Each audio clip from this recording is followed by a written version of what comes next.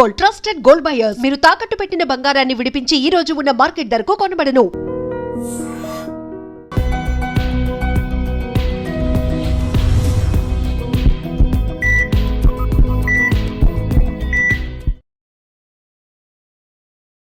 నమస్తే, welcome to healthy conversations with IT media. నేను మీ Jhansi. So ఈరోజు మనతో డాక్టర్ రవితేజ బుద్ధ గారు ఉన్నారు, ఇంటర్వెన్షనల్ పల్మనాలజిస్ట్. మరి టీబీ ఈ విషయం గురించి మనం మాట్లాడుకుంటున్నట్లయితే, టీబీ ఉన్న వాళ్ళు తగ్గినా కానీ లేదా ఏదైనా పక్కన ఉన్నా కానీ మనకు కూడా వస్తుందేమో భయపడే సిచ్యువేషన్స్ నుంచి ఇప్పుడు కొంత అవేర్నెస్కి అయితే వచ్చాము. మరి నిజంగా టీబీ పక్కన వాళ్ళకి సోకుతుందా? అసలు టీబీ రావడానికి గల కారణాలు ఏముంటాయి? దాని నుంచి ఎలా బయటపడవచ్చు? ఈ విషయాలు తెలుసుకుందాము. నమస్తే సార్. నమస్తే అండి. సో విలేజెస్లో ఎక్కువగా చూస్తూ ఉంటాము. ఎవరైనా నార్మల్గానే దగ్గుతున్నా, స్నీజింగ్ కానీ ఇట్లాంటివి ఉన్నప్పుడు కొంచెం ఎంత ఫ్రెండ్స్ అయినా ఇంట్లో వాళ్ళైనా కొంచెం దూరం జరుగుతూ ఉంటాం. టీబీ అనేది ఒకరి నుంచి ఇంకొకరికి సోకుతుందా? ఉంటది. సోకిద్దండి వస్తుంది. డెఫినెట్‌గా. యాహ్! ఓకే. ఈ టీబీ అనేది రూట్ కాజ్ ఏమై ఉండొచ్చు రావడానికి ఎవరిలో అయినా సరే? ఫస్ట్ ఈ టీబీ అనేది ఏంటంటే అండి, any part of the body రావచ్చు టీబీకి. ఎనీ పార్ట్ ఆఫ్ ద బాడీయా? టీబీ ఓన్లీ అందరూ లంగ్స్ అనుకుంటారు గానీ, కానీ దగ్గొస్తేనే అలా టీబీ గాదు. అని. ఓకే. టీబీ ఏ ఆర్గన్ కన్నా ఎఫెక్ట్ అవ్వచ్చు. ఓకే. మోస్ట్ కామన్‌గా లంగ్స్, హ్మ్. లేదంటే స్పైన్. హ్మ్. సో చాలా రకాలు. సో జెనిటల్ టీబీ అంటాము. కొంతమందికి ఫీమేల్స్‌లో యుటరైన్ టీబీస్, అయి గూడా సర్వైకల్ టీబీ గూడా చూసే ఛాన్సెస్ ఓహో! ఉంటాయి. So okay. టీబీ అనేది ఓన్లీ లంగ్స్ వల్లే గాదు. సో చాలా మందికొచ్చేది. సో మెయిన్‌లీ ఏంటంటే టీబీ బ్యాసిల్లీ వల్ల వస్తది మోస్ట్‌లీ. సో సపోజ్ లంగ్స్‌కి తీసుకుంటే సపోజ్ ఎవరికన్నా టీబీ ఉన్న పేషెంట్ దగ్గినా గానీ, తుమ్మినా గానీ డ్రాప్లెట్స్ స్ప్రెడ్ ద్వారా టీబీ బ్యాసిల్లీ వేరే వాళ్ళ ద్వారా వస్తది. ఓకే. సో అది ఎప్పుడొస్తది? సపోజ్ ఒక టీబీ పేషెంట్ ఉన్నారు. నేను సపోజ్ ఇన్హేల్ చేస్తే నాకొచ్చే ఛాన్స్ ఎప్పుడైతే ఇమ్యూనిటీ తక్కువ ఉంటదో, suppose for example under weight ఉండరు. కొంతమంది వెయిట్ తక్కువ ఉన్నోళ్ళుంటారు. కొంతమందికి లైక్ ఇమ్యూనో కాంప్రమైజ్డ్ స్టేట్‌లో లైక్ డయాబెటీస్, హైపర్ టెన్షన్, లేదంటే గనక హెచ్ఐవి అట్లాంటి పేషెంట్స్ ఏంటంటే కొంచెం ఇమ్యూనిటీ తక్కువ ఛాన్సెస్ ఉంటది. ఓకే. లేదంటే ఆటో ఇమ్యూన్ డిజార్డర్స్. సో వీళ్ళకంటంటే ఇమ్యూనిటీ తక్కువ ఉండే ఛాన్సెస్ ఉంటది. ఓకే. సో వీళ్ళకి వచ్చే ఛాన్సెస్ చాలా ఎక్కువ ఉంటదనమాట. సో ఎప్పుడైతే మనం అందరం టీబీకి డెఫినెట్‌గా ఎక్స్‌పోజ్ అయ్యి ఉంటాం. సో అది మన బాడీలో ప్రెజెంట్ అయిద్ది. అయ్యే ఉంటది. ఓకే.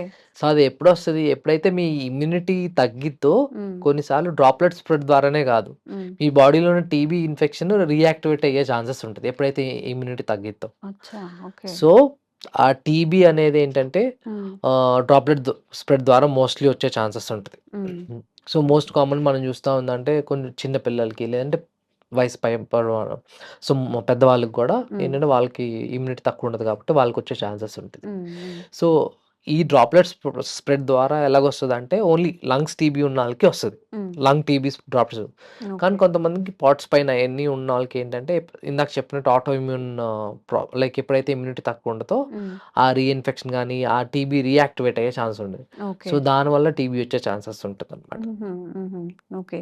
సో స్టార్టింగ్ స్టేజ్‌లోనే మనం దాన్ని రికగ్నైజ్ చేసినట్లయితే తొందరగా దాన్ని బయటపడే అవకాశం ఉంటుందా? ఉంటదండి డెఫినెట్‌గా. సో కొంతమంది కాఫ్ వస్తది. ప్రొలాంగ్ కాఫ్ వస్తది. సో చాలామంది ఇగ్నోర్ చేస్తారు. సో సపోజ్ ఎవరికైతే మోర్ దాన్ 4 వీక్స్ గానీ, 6 వీక్స్ గానీ ప్రొలాంగ్ కాఫ్ ఉందంటే ఒక పల్మనాలజిస్ట్ దగ్గరికొస్తే వాళ్ళు జస్ట్ ఒక ఎక్స్‌రే లేదంటే స్పుటమ్ శాంపిల్ తీస్తే మీకు టీబీ ఉందో లేదో తెలిసిపోద్ది ఈజీగా. ఓకే. సో లేదు ఇంకా తెలియదంటే ఒక సీటీ స్కాన్ చేసి బ్రాంకోస్కోపీ అంటాం అనమాట. సపోజ్ స్పుటమ్ రాకపోతే బ్రాంకోస్కోపీ టెస్ట్ ఒకటుంటది. ఆ బ్రాంకోస్కోపీ టెస్ట్‌లో ఏంటంటే లోపల లంగ్స్ లోపల నుంచి శాంపిల్ తీస్తే ఆ శాంపిల్ టెస్ట్‌కి పంపిస్తే టీబీ రూల్ అవుట్ అయ్యే ఛాన్సెస్ ఉంటాయన్నమాట. ఓకే. ఓకే. అండ్ చాలామంది అనుకునేది ఏంటంటే టీబీ గానీ ఇలాంటివి ఉన్నప్పుడు వాళ్ళని చాలా దూరం పెట్టాలి. లేదా జెనెటికల్‌గా వచ్చే ఛాన్సెస్ ఉన్నాయి కాబట్టి అవాయిడ్ చేస్తూ ఉంటారు. ఇది వాస్తవమేనా? డెఫినెట్‌గా అండి. వాళ్ళు దూరంగానే పెట్టాలి. ఎందుకంటే ఆ డ్రాప్లెట్ స్ప్రెడ్ ద్వారా సపోజ్ మీకు కోవిడ్ ఎట్లాగొచ్చిందో డ్రాప్లెట్ స్ప్రెడ్ ద్వారా, అట్లాగే డ్రాప్లెట్ స్ప్రెడ్ ద్వారా వచ్చే ఛాన్సెస్ టీబీ ఉంటాయి. అనేది ఎక్కువ ఉంటదనమాట. ఓకే. సో అది ఎప్పుడు వరకు అంటే ఒక 3 వీక్స్ వరకు. మీరు ట్రీట్మెంట్ స్టార్ట్ చేసిన 3-4 వీక్స్ తర్వాత సో వాళ్ళ వల్ల పెద్ద ఇబ్బంది ఏమి ఉండదు. ఓకే. సో ఎప్పుడైతే వాళ్ళు ట్రీట్మెంట్ స్టార్ట్ చేయలేదు, లేదంటే వాళ్ళు డయాగ్నోస్ చేయలేదో అప్పటి వరకు అందరూ రిస్క్‌లో ఉండే ఛాన్సెస్ ఎక్కువ ఉంటదనమాట. ఉంటుంది. So okay. ఎప్పుడైతే వాళ్ళు టీబీ డిటెక్ట్ అయ్యి, టీబీ డయాగ్నోస్ అయ్యి, ట్రీట్మెంట్ స్టార్ట్ చేసిన తర్వాత ఒక 3-4 వీక్స్ వరకు హ్మ్. ఏదైతే స్ఫుటం ఉంటదో, హ్మ్. ఆ స్ఫుటంలో బ్యాక్టీరియా అనేది ఉంటదనమాట. హ్మ్. టీబీ బ్యాక్టీరియా అనేది ఉంటది. ఓకే. సో ఎప్పుడైతే మనకి ట్రీట్మెంట్ స్టార్ట్ చేసిన తర్వాత 1 మంత్ తర్వాత టీబీలో ఉన్న ఆ స్ఫుటంలో ఉన్న బ్యాక్టీరియా అనేది రాకుండా ఉంటదనమాట. అప్పుడు వాళ్ళు ఇన్ఫెక్టివ్ స్టేజ్ నుంచి తక్కువ ఉంటది. ఓకే. ఓకే. ఇన్ఫెక్ట్ అవ్వకుండా ఉంటారు. ఉంటారు. ఓకే. సో అసలు టీబీకి పర్మనెంట్‌గా క్యూర్ చేయడానికి మెడిసిన్ ఉందా? ఈ ట్రీట్మెంట్ అనేది ఎంత టైం తీసుకుంటుంది వాళ్ళకి పూర్తిగా తగ్గాలి అంటే? సో టీబీ అనేదండి depend upon organ to organ. Hmm. Suppose lung TB వచ్చింది, లంగ్ లోపల టీబీ వచ్చిందనుకోండి, అది 6 మంత్స్ వాడితే సరిపోతది. ఓకే. సో ఆ టీబీలో కూడా చాలా రకాలున్నాయి. హ్మ్. ఒకటేంటంటే నార్మల్ టీబీ. హ్మ్. ఇంకొకటి ఏంటంటే ఎండీఆర్ టీబీ అనమాట. Multi drug resistance TB. Okay. చాలా మంది ఏం చేస్తారంటే మీరు అబ్జర్వ్ చేస్తే టీబీ మందులు వేసుకుంటారు. హ్మ్. వాళ్ళు 1-2 మంత్స్ ఎమ్మటే ట్రీట్మెంట్ ఆపేస్తారు. హ్మ్. సో ఆ ట్రీట్మెంట్ ఆపేసినప్పుడు ఏమైందంటే ఆ బ్యాక్టీరియా రెసిస్టెన్స్ అయిపోతది. ఓకే. సో వాళ్ళకేంటంటే మళ్ళీ రీఇన్ఫెక్షన్ అయ్యే ఛాన్స్ ఉంటది. హ్మ్. ఎప్పుడైతే దాన్ని ఎండీఆర్ టీబీ అంటాం అనమాట. హ్మ్. హ్మ్. సో ఎప్పుడైతే ఇర్రెగ్యులర్‌గా మెడిసిన్స్ వేసుకుంటారో వాళ్ళకి ఎండీఆర్ టీబీ వచ్చే ఛాన్స్ ఉండదు. వాళ్ళకేంటంటే మనం ఏదైతే 6 మంత్స్ ట్రీట్మెంట్ ఇస్తామో అది పనిచేయదు. హ్మ్. సో వాళ్ళు ఆల్మోస్ట్ 1 ఇయర్ టు 1.5 ఇయర్ మందులు వాడాల్సొస్తది. ఓకే. కొంతమందికి ఈవెన్ ఒక 6 మంత్స్ టు 1 ఇయర్ ఇంజెక్షన్స్ కూడా ఇవ్వాల్సొస్తది. సో ఆ హ్మ్. ఎండీఆర్ టీబీ అనేది వెరీ డేంజరస్ అనమాట. So okay. అందుకే మనం మీరు గవర్నమెంట్ స్ట్రిక్ట్‌గా ఇప్పుడు సపోజ్ మనకి గవర్నమెంట్‌లో ప్రతి దానికి మన గవర్నమెంట్ కూడా ఒక పాలిసీ తీసుకొచ్చింది. హ్మ్. సపోజ్ ఎవరైనా టీబీ ఉందా ఫస్ట్ గవర్నమెంట్‌కి నోటిఫై చేయాలి మనం. హ్మ్. గవర్నమెంట్‌కి నోటిఫై చేస్తే వాళ్ళు ఫాలో అప్ చేస్తారు. ప్రతి పేషెంట్ దగ్గరికెళ్ళి వెదర్ ఏసుకున్నారా లేదా? హ్మ్. ఈవెన్ గవర్నమెంట్ ఫ్రీగా మెడికేషన్స్ కూడా ఫ్రీగా ఇస్తదనమాట. ఎవరికైతే టీబీ వచ్చిందో వాళ్ళకి ఫ్రీగా మెడికేషన్స్ కూడా ఇస్తది. ఓకే. సో దట్ ఏంటంటే టీబీ బర్డెన్ తగ్గించడానికే అనమాట. హ్మ్. హ్మ్. హ్మ్. సో ఏందంటే రెగ్యులర్‌గా సపోజ్ ఎవరికైనా టీబీ వచ్చినా compulsory 6 months to 8 months medications అయితే కంపల్సరీ వాడాలి. వేరాస్ లంగ్ టీబీ వస్తే 6 మంత్స్ వరకు వాడాల్సొస్తది. ఓకే. వేరాస్ బోన్ టీబీ గానీ, స్పైనల్ టీబీ వస్తే వాళ్ళు 1 ఇయర్ టు 1.5 ఇయర్ వరకు హ్మ్. మెడికేషన్స్ అనేది వాడుతూ వాడుతూ ఉండాలి. ఉండాలనమాట. అండ్ మనం అబ్జర్వ్ చేసుకున్నట్లయితే ఇప్పుడు గడిచిన ఒక 10-15 ఇయర్స్ నుంచి చూసుకుంటే మెడిసిన్‌లో గానీ, ఇచ్చే ట్రీట్మెంట్‌లో గానీ క్వాలిటీ ప్లస్ తగ్గే ఛాన్సెస్ అనేవి ఎంతవరకి డెవలప్ అయ్యాయంటారు? సో మెడిసిన్స్ అనేది అంత ముందుకి ఇప్పటికి చాలా ఫార్ సుపీరియర్‌గా ఉన్నాం. టెస్టులు చేయటంలో గానీ, లేదంటే ఎవరికైతే డౌట్‌ఫుల్ వచ్చిందో సో పీపుల్ అంతకుముందు ఇప్పటికి చాలా అవేర్‌గా ఉన్నారు. హ్మ్. సపోజ్ కాఫ్ వచ్చినామంటే మేము హాస్పిటల్‌కి ఎవరొచ్చినా గానీ డెఫినిట్‌గా టీబీ టెస్ట్ అనేది చేపిస్తాం అన్నమాట. Suppose long duration of cough కానీ, లేదంటే ఎక్స్‌రేలో మాకు సస్పీషియస్‌గా ఉన్నా, లేదంటే సీటీలో సస్పీషియస్‌గా ఉన్నా డెఫినిట్‌గా ఫస్ట్ మేము టీబీ టెస్ట్ చేపిస్తాం. ఓకే. దాని తర్వాత వేరే అన్నీ రూల్ ఔట్ చేస్తాం. హ్మ్. సో వన్స్ మనం ఆ టీబీ టెస్ట్ చేస్తే హ్మ్.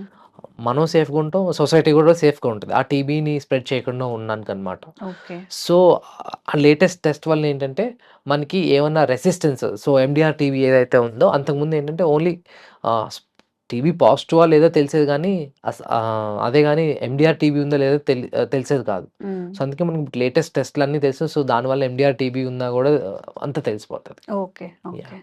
సో ఎవరైనా గానీ టీబీ ఉంది అని చెప్పి మీరేమి డిప్రెస్ అవ్వక్కర్లేదు. ఇప్పుడున్న మెడికేషన్ గానివ్వండి, ట్రీట్మెంట్ గానీ చాలా అడ్వాన్స్డ్‌గా ఉంది కాబట్టి సార్ మెన్షన్ చేసిన జాగ్రత్తలైతే తీసుకుంటూ ట్రీట్మెంట్ తీసుకుంటే తొందరగా బయటపడే అవకాశం ఉంటుంది. అండ్ ఇంకొన్ని ఇన్ఫర్మేటిక్ వీడియోస్ అందించే ప్రయత్నం రవితేజ సార్ త్రూ చేస్తూనే ఉంటాము. Thank you so much sir. Thank you. And for more videos, Please subscribe to iDream. Please subscribe to iDream. Please subscribe iDream. And please subscribe to iDream. For more videos, subscribe to iDream. please like, share, and subscribe to the channel. Congratulations, iDream. Subscribe to iDream. Subscribe to iDream. So subscribe to iDream Media. iDream team అందరికి huge congratulations. Please subscribe iDream Media. Please subscribe to iDream. Subscribe iDream. Please subscribe to iDream. iDream అంటే నా కళల channel subscribe చేసుకున్న నోరు తిరుగుతలేదు మీరైతే గంట గుర్తు కొట్టండి. For more such videos, please subscribe to iDream. Subscribe to iDream. Please subscribe to iDream. Please subscribe iDream Media. Please do subscribe to iDream. Please subscribe to iDream Media. For best entertainment and information, please subscribe iDream. And don't forget to subscribe to iDream.